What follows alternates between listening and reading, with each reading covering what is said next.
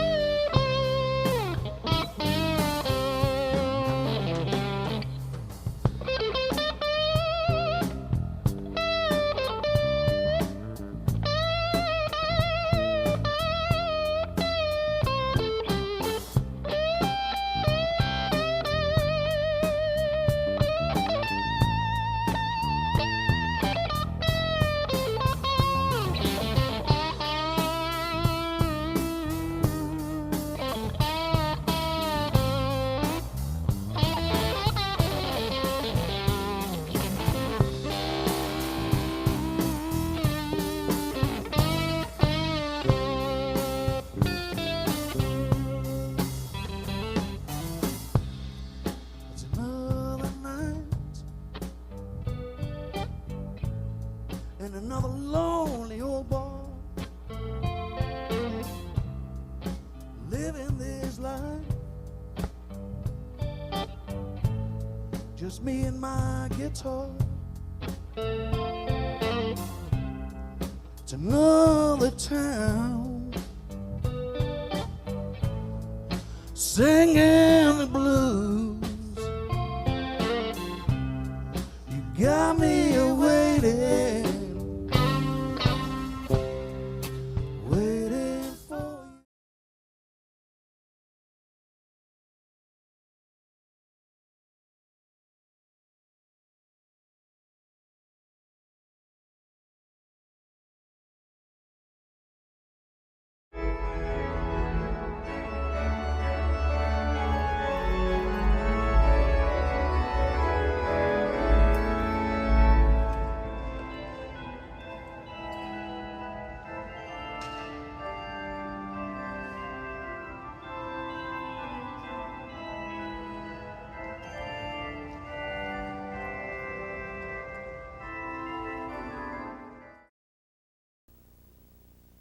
One day, a pair of shoes and boots walked into Frontier Sporting Goods, and at night, when no one was looking, they snuggled up together. So as things happened, these two became three, and, well, things just got out of hand. Now Frontier Sporting is overpopulated. Hunting boots, running shoes, hiking boots, gym shoes, and almost 700 other little ones arrived. To solve this growing problem, Frontier is having a 2-for-1 sale. Buy one pair and get the second free. Please give these boots and shoes a good home. Buy one and take home two. However, Frontier suggests you keep them in separate closets. Juneau, Alaska, where folks go with the flow and sometimes sing in the rain. Where the weather is so exceptional, well, it's good enough to drink. So when Alaskan Amber Beer needed capital for expansion, and the Heritage Coffee Company needed a business line of credit, and Alaska Pure Mountain Spring Water needed a business banking partner, they all strengthened their cash flow thanks to great liquid assets and National Bank of Alaska.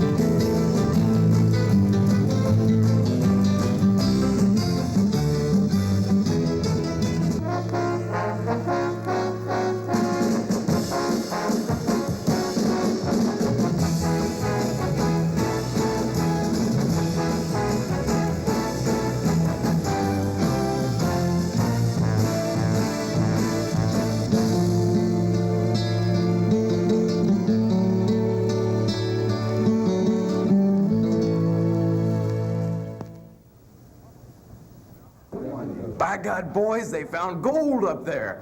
I'm heading to Fairbanks.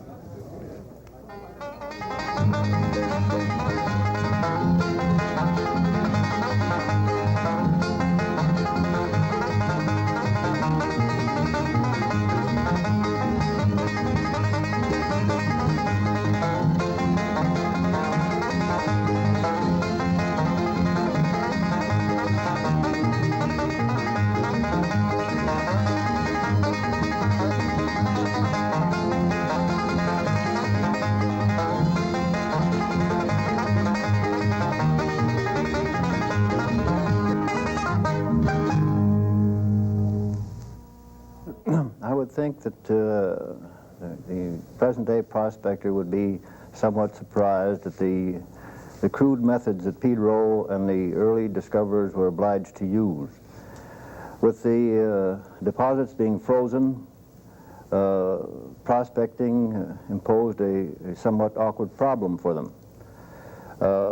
I presume that Pedro made his discovery by panning the gravels on Pedro Creek, that is the thawed gravels. But his discovery, I think, was based on sinking a shaft hole. He brought with him some of the techniques that were used in Dawson, thawing holes with wood fires and excavating by hand with a pick and shovel. This system, I think, evolved into a more sophisticated process later on, but during Pedro's day, the gold pan, the rocker, the pick, and the shovel were the essential tools for prospecting. In sinking shaft holes, they used wood fires to thaw the gravels and the muck, excavated the gravels into a bucket and hoisted it by a windlass by hand to the surface, and then panned it in a pan and probably did some rocking.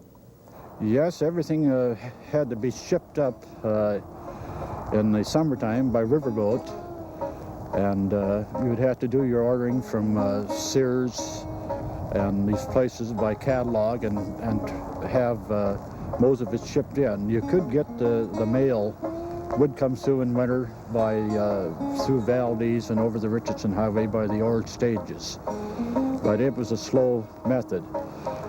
I can remember the fact of our eggs. We would have to stock up with eggs enough to last all winter, and by spring they were getting pretty ripe. We would turn the boxes to keep them from spoiling, but even that, why, they'd be pretty ripe. And when we first started getting fresh eggs, there just seemed to be no taste.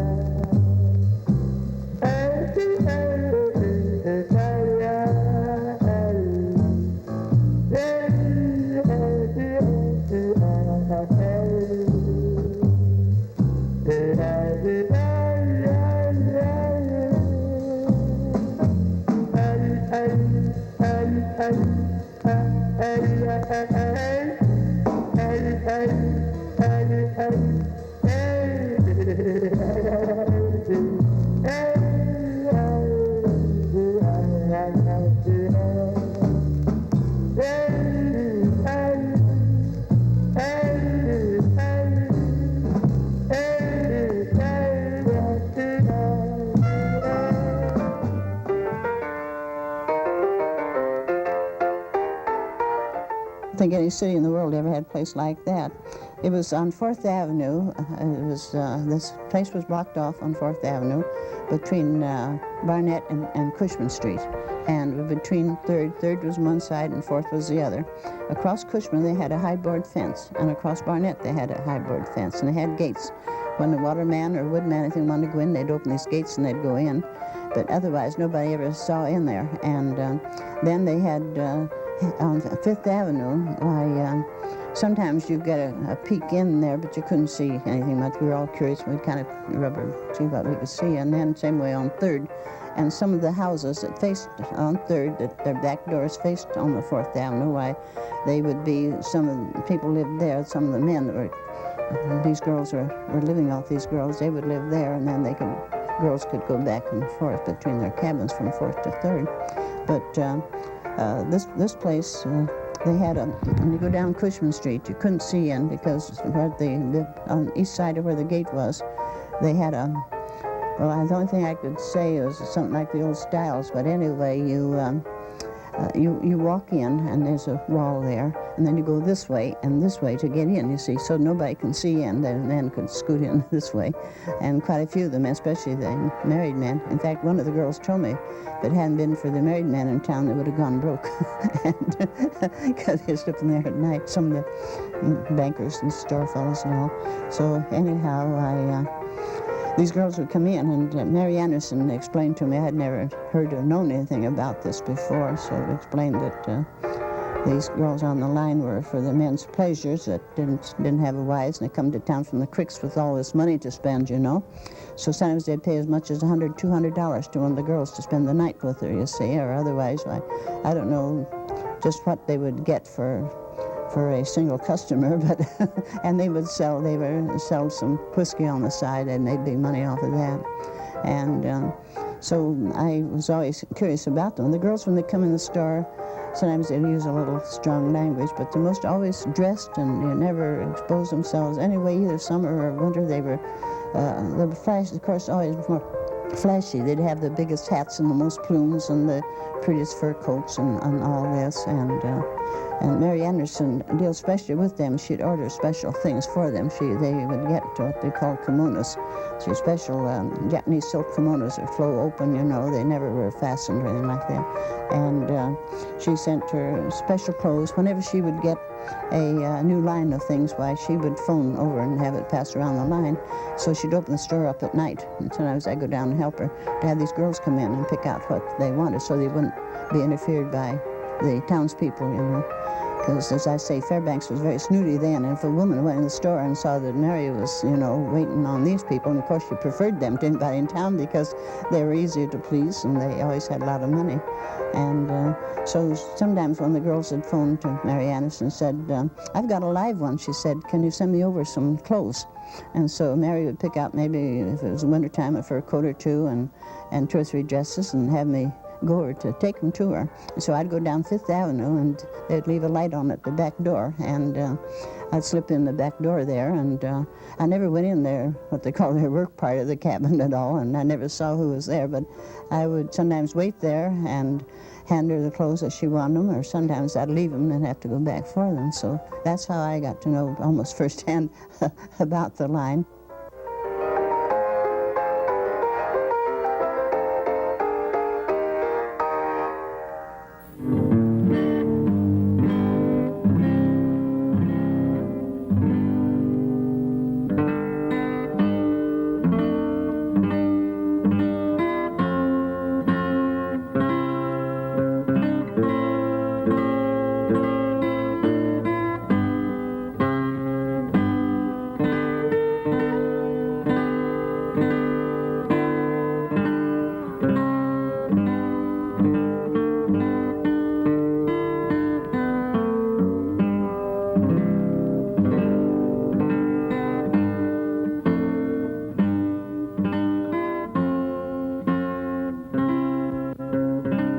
Took the dairy over in 28.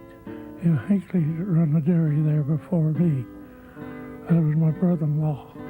When I shut down, I had 168 head and about 127 cows. I was raising potatoes.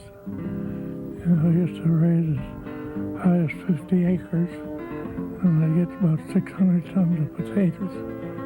Potatoes and barley and oats and peas, dandy crops, yeah. Well, we were growing pretty good up until, well, in the 60s.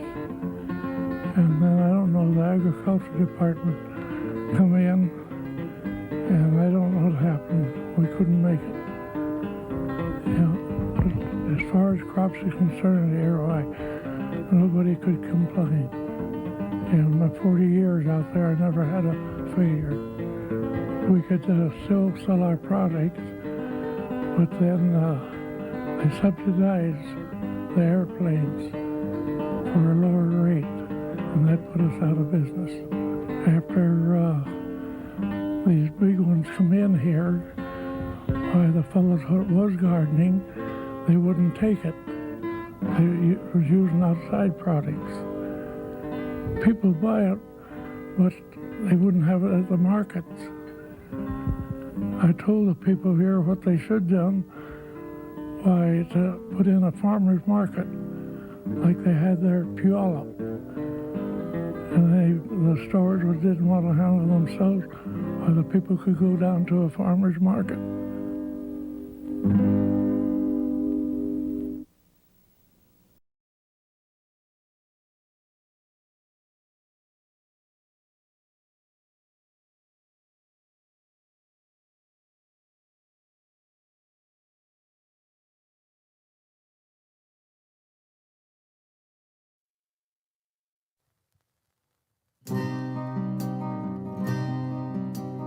August 1967, Fairbanks was the town. Juneau River coming up and the rain a-coming down. Wasn't that a mighty flood? Wasn't that a mighty flood? With Juneau River coming up and the rain a-coming down. We climbed up to the rooftops in search of higher ground. Fear was heavy in our hearts as the river raged around. Wasn't that a mighty flood? Wasn't that a mighty flood? Fear was heavy in our hearts as the river raged around.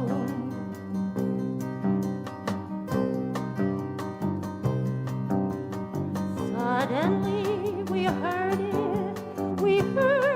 a happy sound. Merrill's helicopter out to be sure nobody drowned. Hope rose at the dawning, we weren't alone, we found. Our feet were wet but our heads were high as the rain kept coming down. Wasn't that a mighty flood? Wasn't that a mighty flood? Our feet were wet, but our heads were high, and the rain kept coming down. Friends and neighbors rallied all around. Fairbanks golden heart still beat as the Chena started down. Wasn't that a mighty flood? Wasn't that a mighty flood?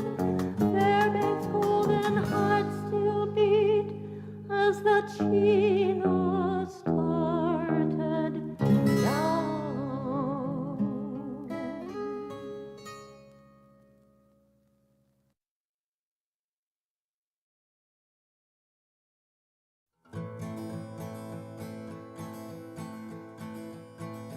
I was meant to roam over land and sea. I was meant to climb high on mountain peaks. I was meant to search the word I know is true, finding all that's right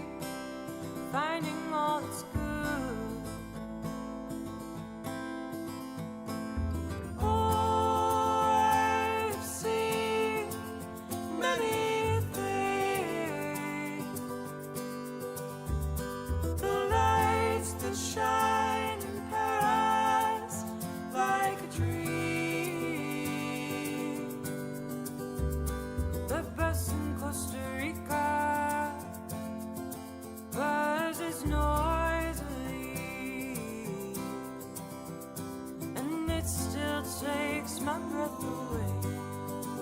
See Denali,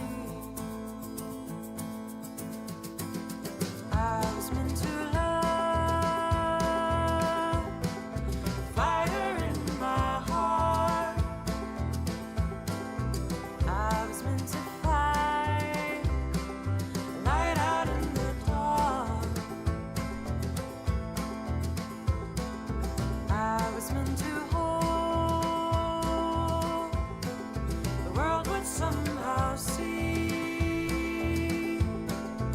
After better days, have to find peace. Oh, I see many things. The northern lights in Fairbanks and emerald green. The bell tower in Brussels rings gloriously, and it still takes my breath away to see Denali. Yeah, it still takes my breath away to see.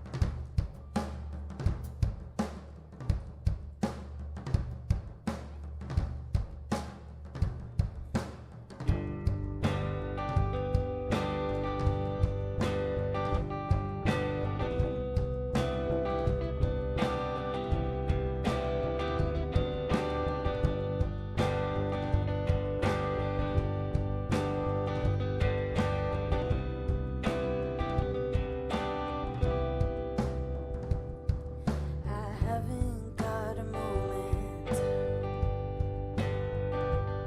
to spare. I want one more chance to comb your hair. Don't make me play the game. Don't make me wait to say it. I haven't got a moment to spare.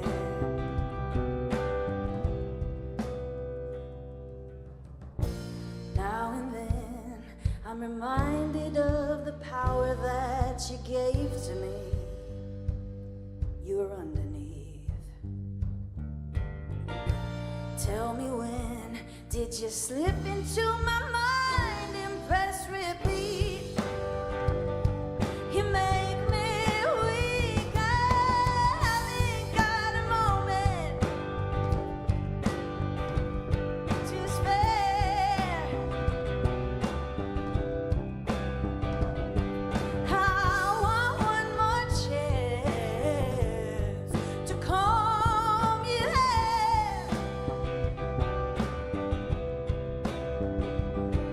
Don't make me play that game. Don't make me wait to say it. I haven't got a moment to spare.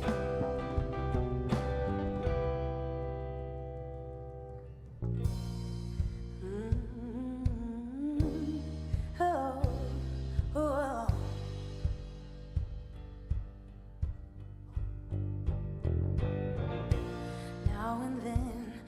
feel broken by the love you gave.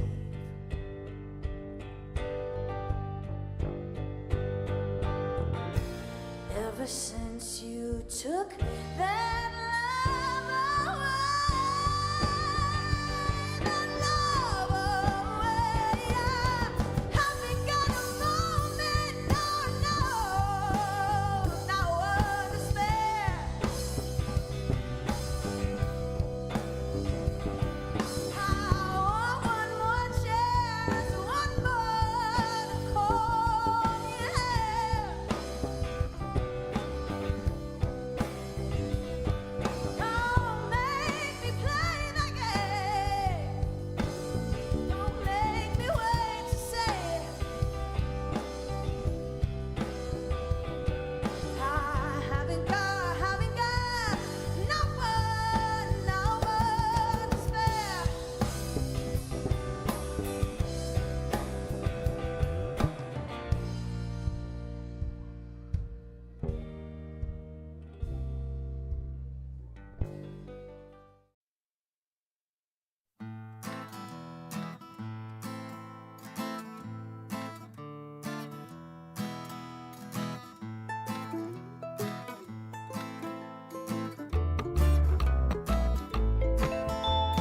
Hello, old friend, I was wondering if ever I would see you again.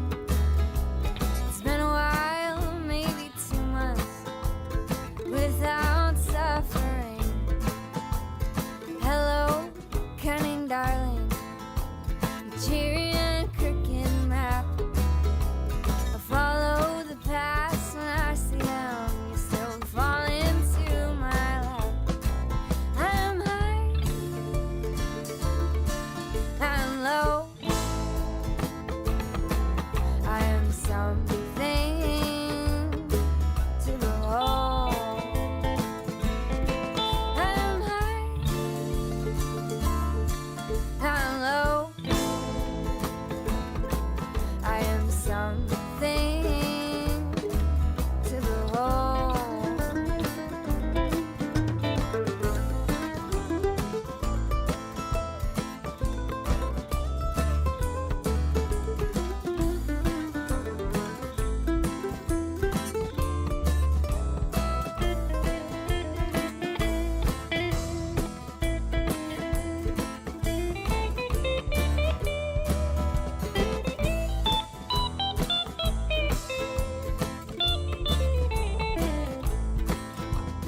Hello, born in fortune, though I don't have a dime. Welcome to 10 steps back and spending all your time. Hello, destination. Hello, journey to. They tell me to live by laughter, but I'm numb or I'm with you. I'm high, I'm low, I am something to behold.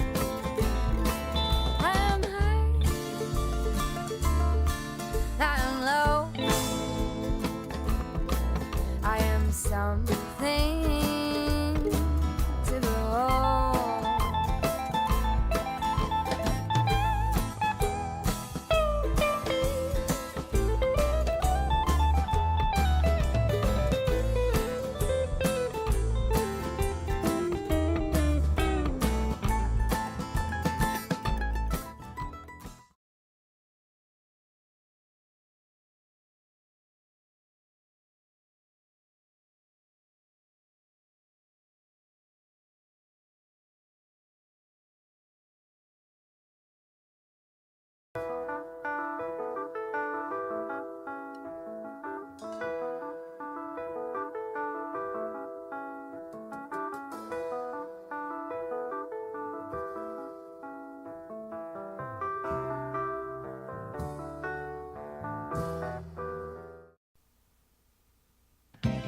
This holiday, give a moose. Call me Monty. It's Alaska Video Postcards, The Adventures of Monty the Moose. 50 minutes of fun-filled entertainment for the whole family. With Monty the Moose as your lovable guide, you'll meet Alaska's amazing animals, and wait till you hear the music videos. Ask for Alaska Video Postcard's new release, The Adventures of Monty the Moose.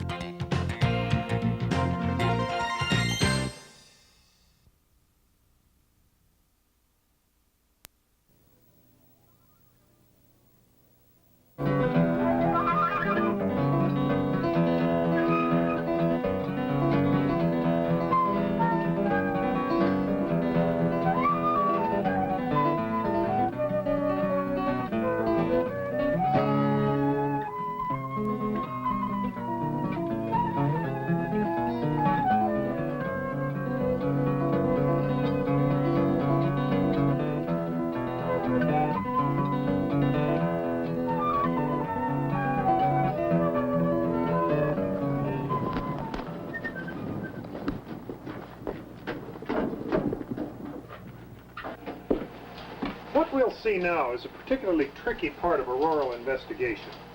Using combined data from the Chattanooga radar and the Esther Dome facility here, the scientists will attempt to launch a rocket carrying an electron trap directly into an arc of the aurora. If the rocket hits its target, variable electric fields within the counter's chamber will sort out electrons of different energies and allow them to be counted. This device measures a slightly different aspect of auroral electrons than the Chattanooga radar. Dr. Bob Hunsucker. The most powerful techniques we have really are the complementing of various different techniques for observing the aurora. It's somewhat like the old story of the blind man and the elephant, which originated in India. Each blind man, as you remember, saw a different part of the elephant and judged what he saw of the total elephant from what his own experience.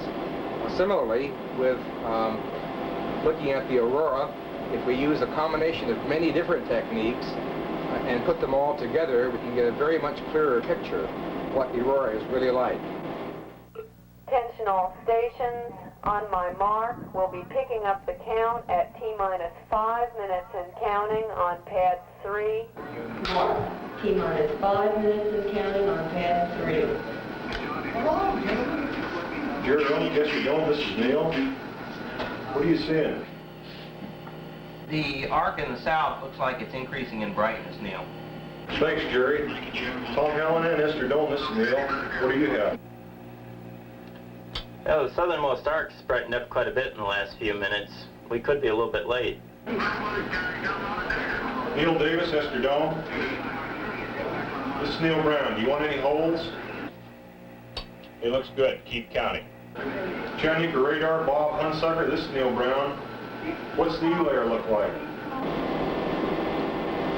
I would estimate about 3 times 10 to the 5th electrons per cubic centimeter. On my mark, T-minus 4 minutes and counting on pad 3. Mark, T-minus 4 minutes and counting on pad 3.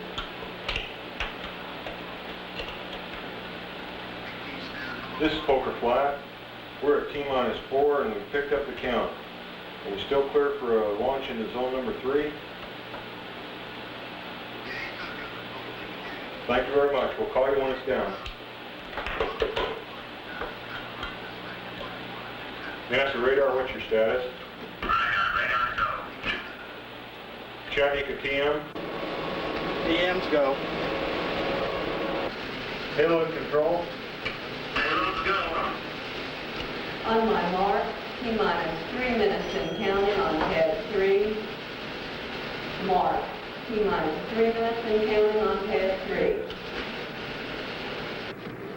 Blockhouse, this is Joel. Request permission to go to pad 3 after booster impact. Roger, stand by. Okay, thank you. Roger. Down. No. Barry? Yeah. You have an update for the launcher settings? Yeah. 27.4, 77.3, that's zone 3. What are effectives? On my mark, T-minus 2 minutes and counting on pad 3. Mark, T-minus 2 minutes and counting. Bo, check with the roadblock.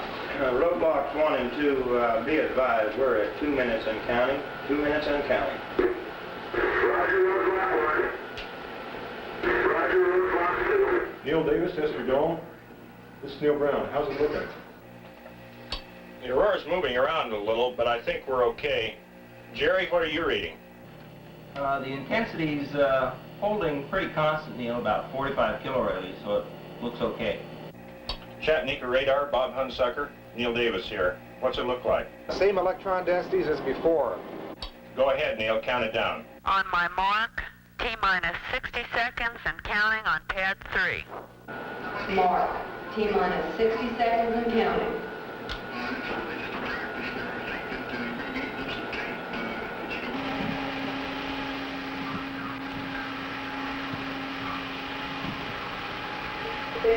Seconds. 40 seconds.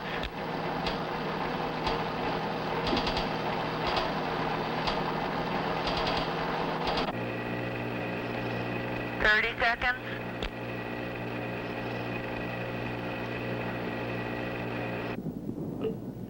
20 seconds.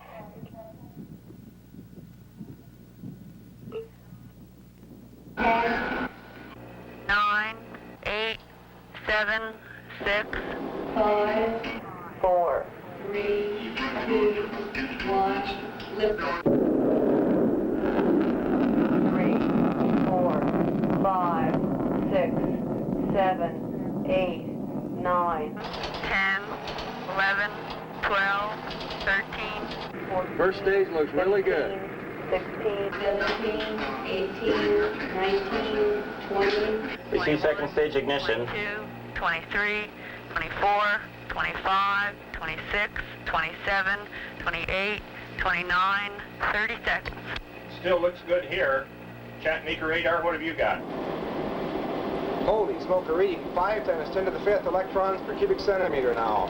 40 seconds. Jerry?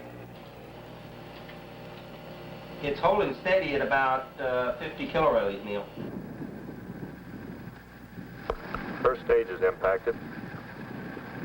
First stage is in. You're clear to go to the pad.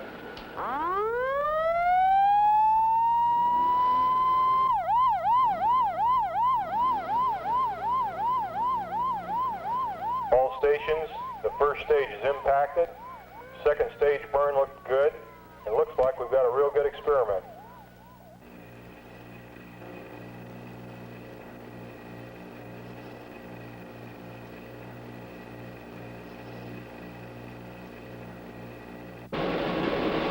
Doors are off. Boom deployed. Oh boy, you got some data now. Went right through the arc.